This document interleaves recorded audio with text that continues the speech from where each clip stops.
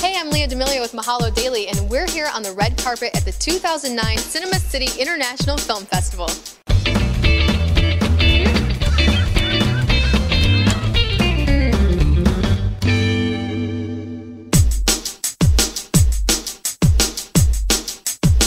Mark and Julie Windsor, tell me a little bit about the projects you have submitted to Cinema City this year. The project that I'm actually promoting is Dressed in a Black Flag, which is actually going to be performed live in Toronto this Friday, the 27th. It's a wonderful sitcom pilot called In Bermuda. A New York couple loses everything to the IRS and is forced to start all over again in the heart of the Bermuda Triangle. You guys are a duo? We wrote the script together. We're not partners, that way. Black Market Price. Tell me a little bit about this project. Basically, it's about the collapse of an international ring of organ thieves. Tell me a little bit about the project you submitted to Cinema City. It's called Burden of Treasure, and it's an epic tale set in the Middle Ages. I wrote Bookstore Blues, which is my new project. It's a dramedy about a girl who's trying to get over her ex-girlfriend.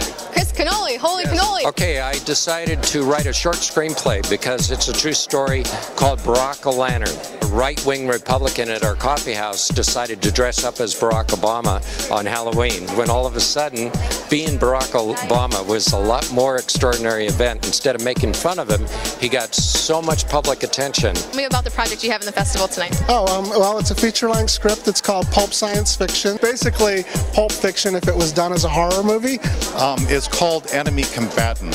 It's a very topical piece dealing with how we treat veterans, personal freedoms.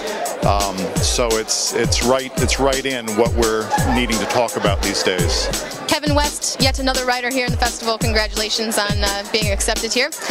Tell me a little bit about the script. This is a romance script set in 1900. It's about a young man who's left his oppressive father in Chicago and wants to go build the hotel of his dreams and chase the girl of his dreams as well. Well, this was based on bad experiences in high school. So, I didn't like high school very much, so it's a high school-based horror film. Crossroads is the name of the series that I'd like to develop, and the pilot script is called A Rose is a Rose. It's about a Seattle homicide detective who is forced to retire after being injured, and he gets hired by a really strange, mysterious client who wants him to look into crimes that may have some connection with past lives. Gator Manor, and it's a coming-of-age story about a kid that grew up in the South, and about a Vietnamese veteran who becomes his father that he never had.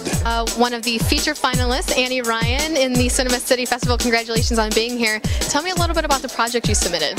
Okay, Scurvy Dogs is about a dressmaker who turns to the family business of piracy in order to avoid slavery capture in 18th century Louisiana.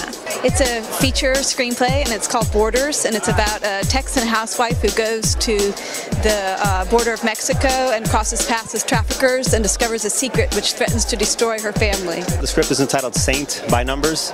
It's a high-energy, fast-paced, illegal gambling story. Writer and director team, Alex and Christopher Michael, you guys have a project here in Cinema City. Tell me a little bit about it. Correct. Well, it's called More Than Welcome. It's a TV sitcom and set in Miami. It's a family, it's a comedy. It's really funny. It's called Special Delivery with Midnight Project Entertainment. Just a funny, quirky little thing about a pizza delivery guy trying to see his favorite band but has to make his deliveries first, and everything goes wrong, of course. Steven Settle, Eke Bolos.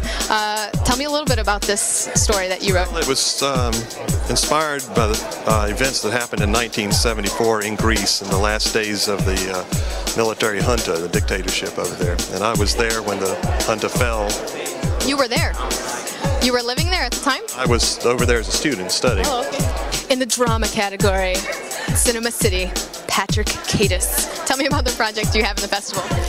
It's entitled Maria Guadalupe. It's about a young Mexican woman, also named Maria, who dreams about going to art school in Los Angeles. Feature film screenplay called Carter High. It's a true story about some high school kids that suffered through a lot of adversity during a long football season in the state of Texas. After the season, it seemed to be a new season for them, which was a season of robberies, which 9 of the 18 Division I scholarship players went on a robbery spree that the judge claimed they robbed more places than Bonnie and Clyde. Basically a psychological horror movie about a group of girls that are kind of on their last leg between the age of 18 and 21.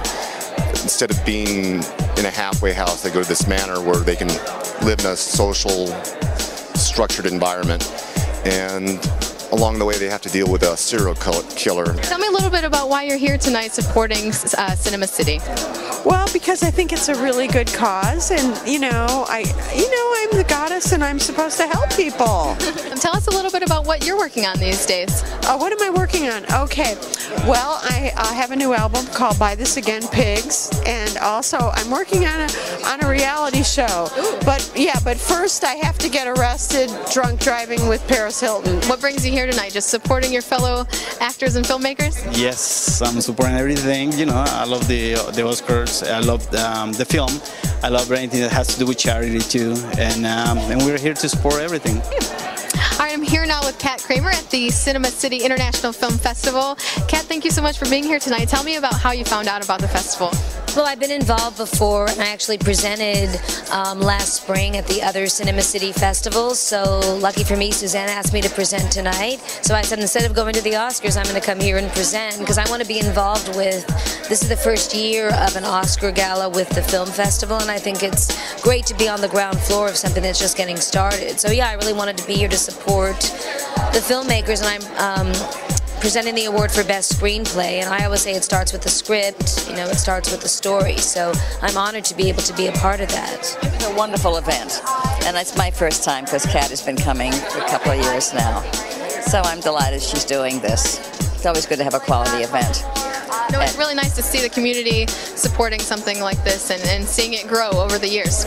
Well, I think we need it. I just think the business is so huge today that we need places for talents to get a start or be seen or to be nourished, and I think this, they do that here. That's very nice. Now, what advice would you give to writers who are just starting out in their career? Don't give up. Work your craft. Not listen to the naysayers. Live your dream. Be sincere about what you're doing. Love what you do and always be working at it, and things will come your way.